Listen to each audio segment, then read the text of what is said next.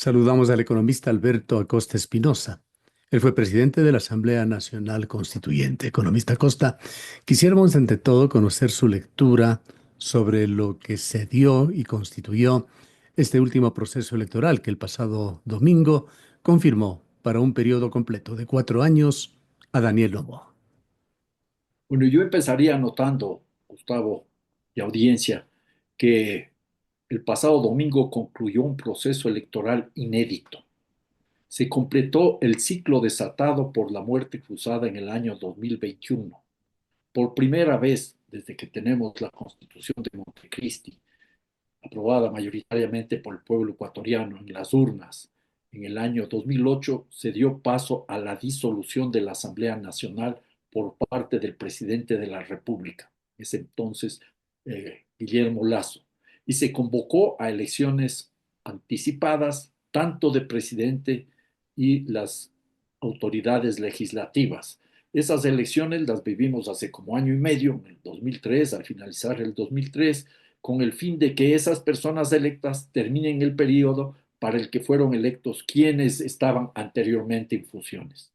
Este es un primer caso inédito. Un segundo paso, que yo diría también es inédito, es la primera vuelta de esta nueva jornada electoral del año 2025. Las dos candidaturas finalistas, Daniel Noboa, heredero de una de las mayores fortunas del Ecuador, enfrentó hace año y medio también a Luisa González, candidata del progresismo. Y esto fue como una reedición en la primera vuelta de la segunda vuelta electoral del año 2023. Los dos candidatos, recordemos, obtuvieron cada uno 44% de los votos, la diferencia fue mínima y aglutinaron un 88% de la votación total. Eso es un hecho también desconocido en historia electoral de nuestro Ecuador.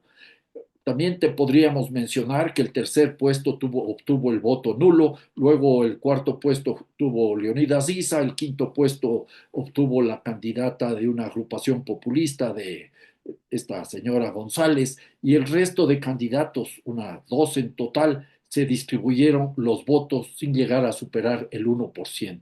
Esto también refleja, y esto es importante, una enorme concentración de la votación en las dos fuerzas políticas representadas, tanto por Noboa como por Luisa González. Las dos fuerzas suman 133 de los 151 curules, 66 el novoísmo, 67 el correísmo. Y en ese contexto también podríamos anotar la enorme diferencia que obtuvo Daniel Noboa frente a Luisa González. Esto también es un dato que sorprendió a muchas personas y sobre todo ¿Le explica, sorprendió a usted también, una persona bien sin lugar a dudas, yo informada, creo más que, allá de los silencios de las encuestadoras? ¿Y cree usted que algún grado de razón tiene el partido de González de reclamar un fraude, un mega fraude, ha dicho? bueno, yo no diría que hay un mega fraude, Gustavo, eso no creo, es muy difícil. Con una diferencia de 1.200.000 votos, hablar de un mega fraude, ¿cómo lo van a comprobar? El hecho es que si hay un fraude, que se aclare, que se transparente, que se abran todas las urnas que sean necesarias. Si se habla que hay 3.000 actas con alguna dificultad que tienen que ser revisadas, eso no alcanza a cambiar el resultado total. Tendría que haber una afectación a por lo menos unas 50.000 actas, digo yo, un cálculo así a priori apresurado. Y eso va a ser difícil de probar.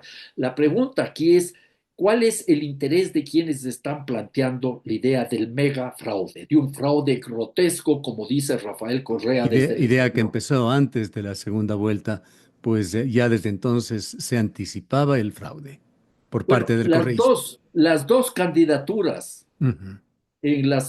terminada la primera vuelta optaron por hablar de fraude o irregularidades en las elecciones. Eso dio lugar, por ejemplo, a la aprobación de la prohibición del uso de los celulares en el rato de la votación, que fue planteado por el candidato ganador, Daniel Noboa, que decía que había muchas presiones para que quienes están votando muestren por quién votaron y así cumplían con este tipo de compromisos extralegales. Entonces hubo de lado y lado la declaración del fraude. Y eso es quizás ya una cuestión que se presenta con relativa frecuencia, Gustavo, cuando en un proceso electoral alguna de las candidaturas nota que no está tan sólida y que puede tener alguna dificultad, quiere vender la imagen de que si pierde es por fraude y no por su debilidad. Ahora, Pero eso no quiere decir que no haya que averiguar y revisar todas las actas que sean necesarias. El propio presidente Daniel Noboa debería ser el primero interesado en que se transparente el resultado, para no empezar la gestión cargando el San Benito de que llegó con fraude, como le sucedió, por ejemplo, sin lugar a dudas, a Guillermo Lazo, que allí sí se dio un enorme fraude en contra de Yacu Pérez en el año 2021. Eso a mí no me cabe la menor duda. Pero el hecho real y cierto es que es muy difícil sostener la idea de un fraude. Que hubo irregularidades, sin lugar a dudas, irregularidades terribles. La cancha estuvo inclinada. Un candidato presidente que no respetó la Constitución, no respetó el código de la democracia, no permitió que su vicepresidenta asuma funciones como está establecido y buscó todo tipo de subterfugios legales al, acolitado con su coro de abogados y abogadas que le permitían hacer esto. Igualmente, usó los recursos del Estado, algo que está prohibido en la ley que establece todo el esto uso es de los algo que recursos. debía haberlo controlado oportunamente la Por autoridad electoral. supuesto. Y ahí vemos el otro problema. El Consejo Nacional Electoral y el Tribunal Contencioso Electoral mantuvieron una posición cómplice con Noboa, que debía haber sido otra la posición. Debían haber actuado, reclamar, insistir e impedir que esto se dé. Pero de ahí a llegar al gran fraude, creo que no es así. La Ahora, pregunta que me hago yo es, poniendo, sí, adelante. termino la idea nomás, muy Ujú. corto, Gustavo. La pregunta es, ¿cómo se explica que las autoridades de las provincias más grandes del Ecuador y de sus capitales, como es Pichincha, Guayas y Azuay, controladas, salvo la alcaldía de Cuenca, por el correísmo, aceptan los resultados y la cúpula, Rafael Correa y Luisa González, se niegan a aceptar los resultados? La pregunta que me hago yo es si no habrá detrás de todo esto una intencionalidad del correísmo, particularmente de su líder, para que quede la imagen, sobre todo a nivel internacional, de que perdió las elecciones por un fraude, porque es una tercera derrota consecutiva del correísmo en la segunda vuelta y frente a candidatos que para mí son muy mediocres. Le digo absolutamente claro. Un Lazo o un Noboa, personajes con muchas limitaciones intelectuales. Yo no les veo como unos grandes estadistas y líderes, pero más allá de mi apreciación, que puede ser muy subjetiva, el hecho real es que para el correísmo 3 elecciones les ha salido mal, han perdido. Y eso, algunos analistas, incluso cercanos al correísmo, dice que les va a pasar factura muy duramente y por mucho tiempo. Algunos Ahora, hablan ya de una derrota histórica. dejando de lado por un momento esa lenidad que hubo en el proceso de la autoridad electoral además tomando en consideración que el Consejo Nacional Electoral, por su propia historia de los últimos años, ha blindado, diríamos que adecuadamente al sistema electoral para hacerlo menos vulnerable, Daniel Noboa obtiene un 11% de ventaja, porcentaje que nadie lo imaginaba. Le pregunto, ¿le da esto algún tipo de cheque en blanco a Daniela Noboa? Ese alto porcentaje, además de esa votación en la cual ADN ha predominado en la mayoría de provincias ecuatorianas. Yo me resistiría a ver esa importante, importantísima votación, esa enorme diferencia, sorpresiva diferencia, como un cheque en blanco. Pero puede ser que el presidente Noboa, ahora reelecto y ya en funciones para los próximos 4 años, asuma como que eso es un cheque en blanco. Eso puede ser muy peligroso para la estabilidad democrática, porque el país vive, y esto es fundamental, una crisis múltiple, muy compleja, frente a la cual no hay respuestas claras. Por el contrario, los problemas se han agudizado. La mano dura no está dando resultado. Puede que haya mucha propaganda y puede que la población en su mayoría apoye esa posibilidad de militarizar la sociedad, que apoye el populismo penal, pero no da los resultados esperados. El mes de enero pasado fue el mes más violento de toda la historia de la República. Yo veo que ese es un primer punto clave y fundamental. Otro segundo punto gravísimo, el deterioro de las condiciones económicas. La economía ecuatoriana decreció en más del 2% el año anterior y no avisoro yo este rato soluciones de corto plazo que permitan una recuperación sostenida. Ahora tendrá el presidente Noboa que enfrentar los problemas fiscales que se han agudizado, inclusive por el manejo abusivo de los recursos del Estado a través de la concesión de bonos, de, de becas, de tarifas subsidiadas de electricidad, de kits de alimentos y otro tanto. Hay como 7 formas de bonos que implicarían egresos por más de 550 millones de dólares solo en la campaña electoral. Todo eso va a ir agravando el problema fiscal y vamos a ver cómo resuelve.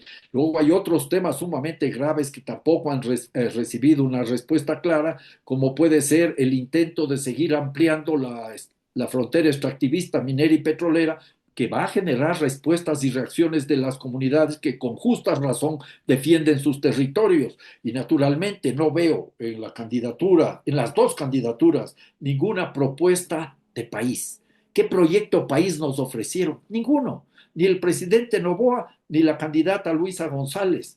El uno decía que estaba haciendo cosas en su año y medio y que no tenía suficiente tiempo para desarrollar sus propuestas, pero no sabíamos hasta dónde quiere llegar y no sabemos todo ahora. Y la otra simplemente repetía lo que se hizo hace 10 años en otra condición nacional e internacional. Y a ninguno de los dos candidatos, y ahora sobre todo al presidente Noboa, no le hemos escuchado asumir una posición frente a los graves cambios en la economía internacional desatados por el presidente Donald Trump, en donde sí el presidente Noboa marca una línea clara y categórica es en su posición servil frente a los intereses de Washington y entre otras muchas cosas acepta el ingreso de tropas norteamericanas a territorio ecuatoriano. Ahora, economista urgente, sin la necesidad de que se cuente con un plan de gobierno estructurado, como usted señala, sin contar con un plan estratégico de desarrollo del Ecuador, es indudable que el gobierno de Noboa va a necesita ya,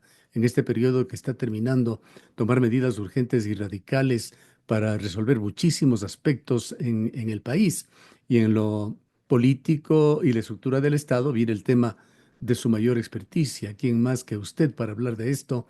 La Asamblea Nacional Constituyente. Aquella Asamblea Nacional Constituyente que el presidente Noboa lo califica de alguna manera como una Asamblea Nacional Constituyente Express, no como la de Montecristi. ¿Qué significa eso?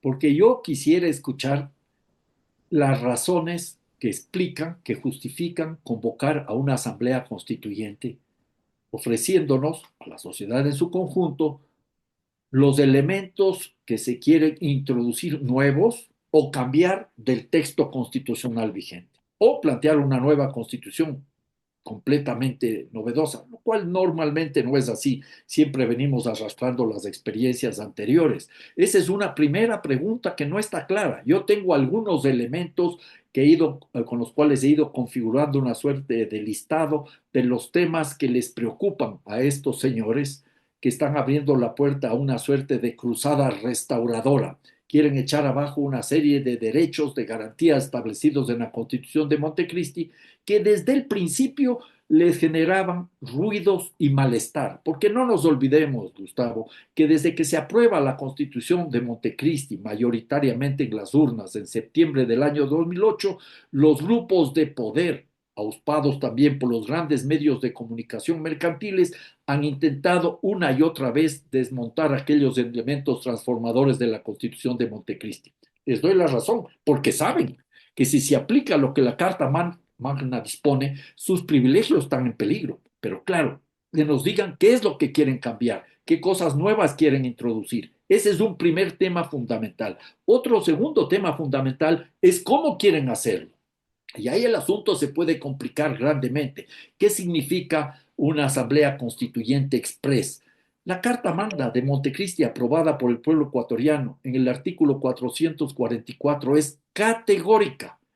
Dice artículo 444, que invito a la lectura, que sí se puede convocar una asamblea constituyente y que hay tres vías. Una es el presidente de la República, otra es con los dos terceras partes de los votos de los asambleístas y otra es con 12% de las firmas del padrón Y electoral. cualquiera de los mecanismos pasa por el criterio ciudadano, tiene que ser votado. Exactamente, el pueblo ecuatoriano, luego de que el presidente, la asamblea o la misma ciudadanía plantea avanzar hacia una nueva asamblea constituyente, eso lo dice el artículo final de la Constitución, el 444, debe ser el pueblo en un referendo el que aprueba.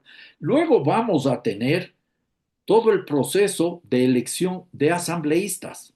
¿Ya? Eso toma su tiempo y habrá que establecer también las reglas de cómo va a funcionar la asamblea. Ahí se podría quizás achicar los plazos, pero eso desde mi experiencia no es lo más conveniente, porque luego cuando se achican los plazos, el producto final puede tener varias fallas y dificultades. Y posteriormente, discutida y aprobada la asamblea, la constitución en la nueva asamblea constituyente, el pueblo en un referéndum con el 50% más uno de los votos válidos aprueba la nueva Carta Magna.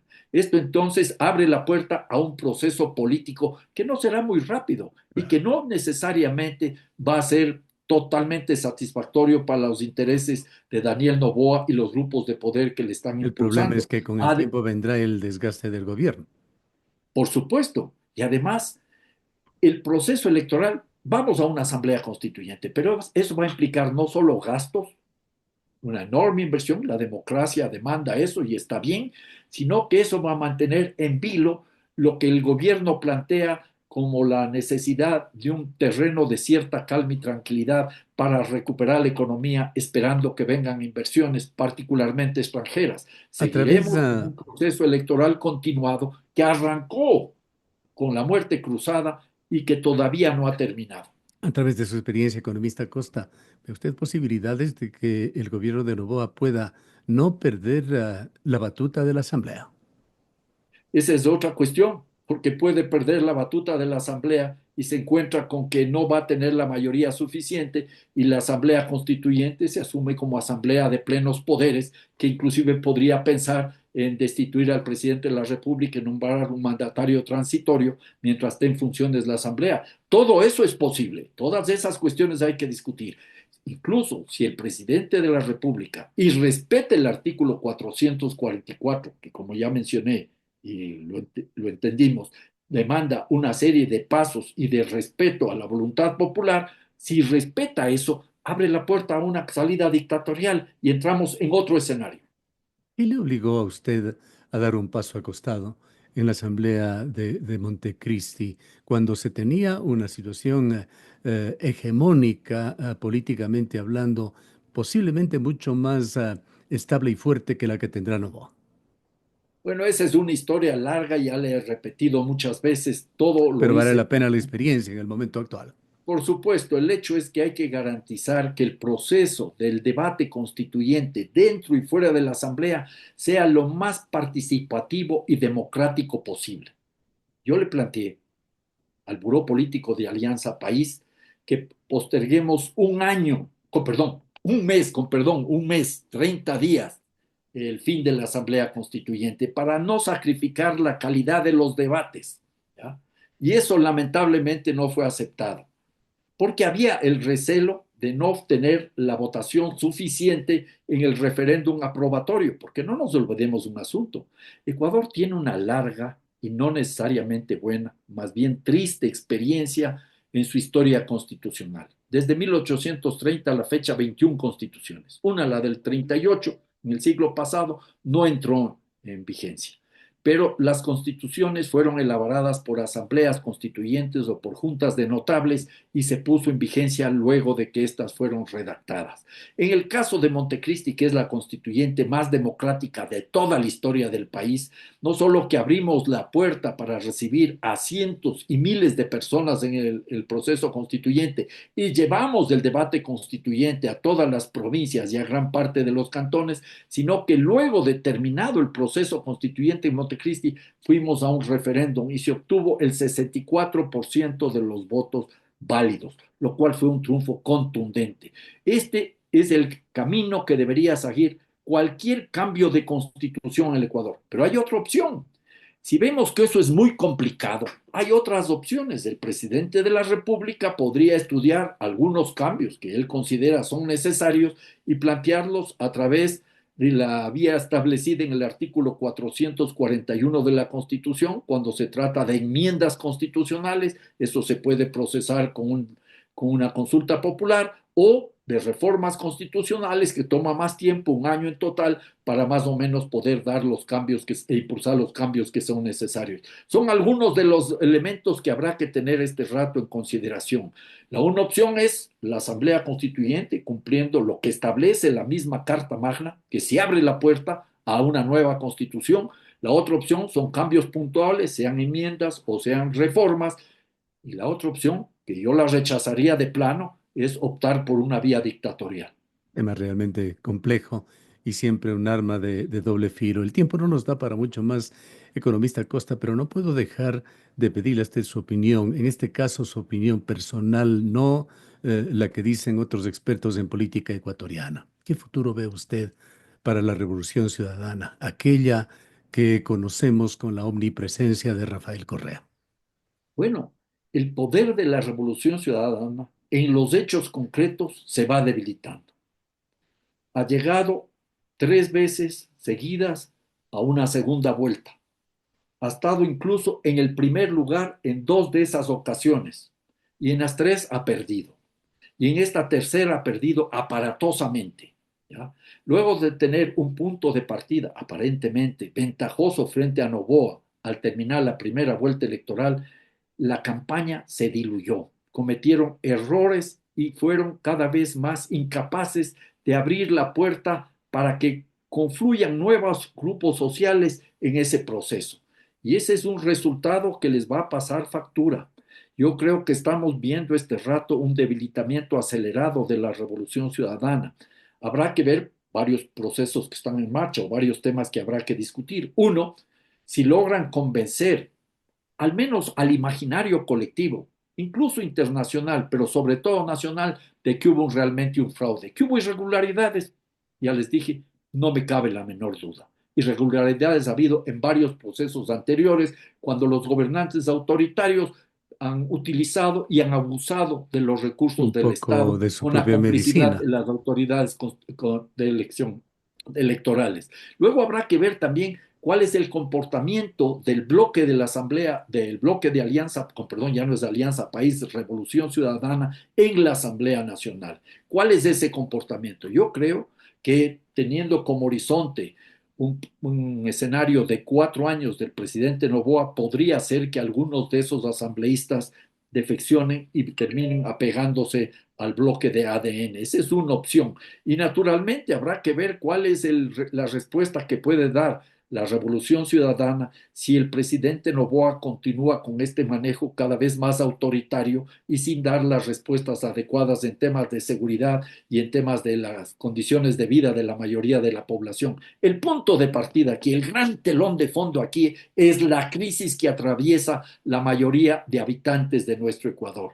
Y esa crisis puede agudizarse y puede convertirse en un verdadero polvorín. Una cosa es ganar las elecciones, otra es gobernar y cambiar las condiciones de vida para bien de la mayoría de habitantes del Ecuador. Sin ninguna duda. Le agradecemos mucho por habernos Agradezco, acompañado. Gustavo, también. Para mí es un gusto y un honor. Declaraciones del economista Alberto Acosta Espinosa. Él fue presidente de la Asamblea Nacional Constituyente.